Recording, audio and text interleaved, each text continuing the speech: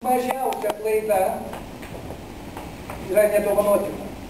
Daug katastrofų įvyksta ir kai jas tyrinėji, kaip matai specialistų analizės, tai yra paprasčiausia klaida dorovei arba moraliai. Viskas grįžta atgal į šias dvi disciplinas. Mėly studentai, apie ką mes dažniausiai ir kalbame. Nuo jų pradeda atskaitos šventės tobulumas ir įvyksta.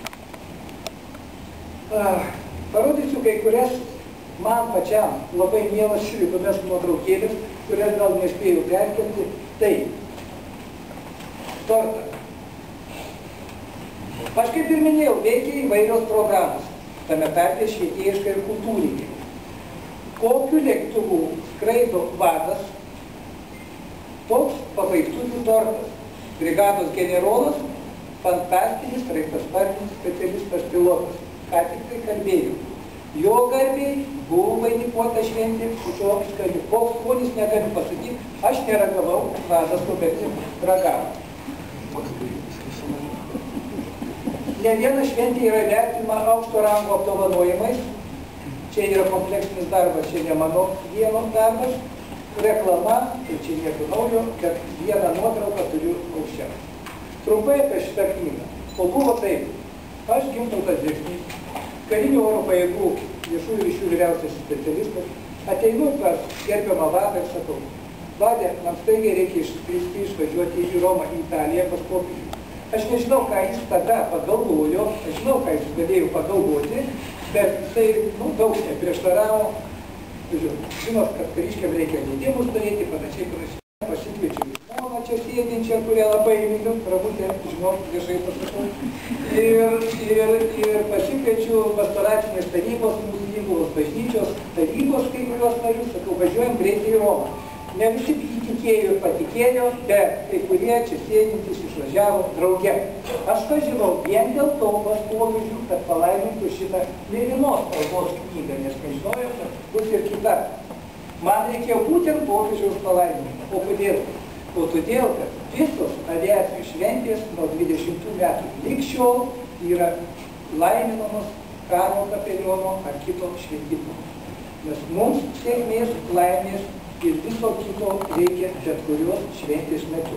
Bet kadangi knyga Optos yra apie visas šventes, tai reikėjo pačio aukščiausio. Aš to ir norėjau. O tik tada, kada palaimino popiežius. Jo šviesybė Benediktas XVI didžiausias aitvaras. Didžiausias aitvaras, kuris yra šiuo metu vykdomas direktoriaus, aviacijos muziejaus direktorius, saugomas aviacijos muziejaus direktoriaus ir po spinaužo kitose patalpose. Ir jisai tikrai pakilęs buvo ne vieną kartą į orą, bet jisai irgi jau savo atidirbo, dabar labai gražiai ilsisi mūsų aviacinėse saugyklose. Dar labai tuo pačiu direktoriui dėkuoju, kad jūs mumit su visų savašinė istorija, su visą kame, ir aš jau įsirenginėjau, matote, daug ką atnešu ir atiduodu, kad saugojat mūsų istoriją. Sutiko, jeigu kas domitės daugiau, prašau tikrai, aviacijos muziejus veikia unikaliai programos ir matysit daugiau negu tai, ką aš čia pasakoju metu. Aviacijos švenčių specifika kaip tokia, tobulumo ribų, mano galva, tikrai neturi, nes tai yra toks reiškinys, kuris turi susilieti į vieną bendrą apimančią visumą. Tai yra gamtos nesuardyto proceso tobulumo reiškinys ir pavyzdžiui, vienoje iš švenčių, kada vyko sklandytuvų programa, man atrodo, jūs turėjot matyti, sklandytuvus palydėjo nuo žemės pakilę garnai. Ir jie planiravo tol, kol tas sklandytuvai planiravo kaip programos numerį. Jie tupė ir garnai juos nutupė. Labai ramiai ant žemės. Tai reiškia, dar kartą parodo, kad nieko neižeisdami, nesuardydami, niekam nieko pikto nelinkėdami, gamtoje galima pasiekti daug daugiau, negu mes kartais patys apie tai galvojame. Ir dar noriu, kaip ir šeštadienį beros, ar sekmadienį Žalgirio arenoje dirbs vyks mugė ten pirkti lietuvišką prekę.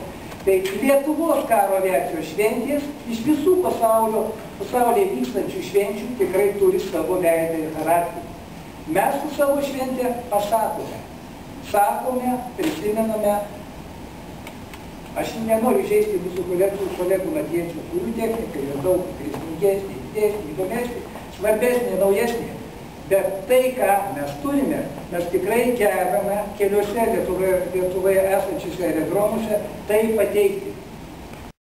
Visiems, ką pažinojau, padovanojau, už tai aš jų neturiu daugiau, bet mano mylimos Kauno apskrities viešosios bibliotekos direktorius dėka jinai priglaudė mane, daug padėjo išleidžiant, priglaudė ir į savo fondus, ir kai va reikia kartais, tai jį pati gauna kokį vieną egzempliorių, ir taip, kad labai yra smagu.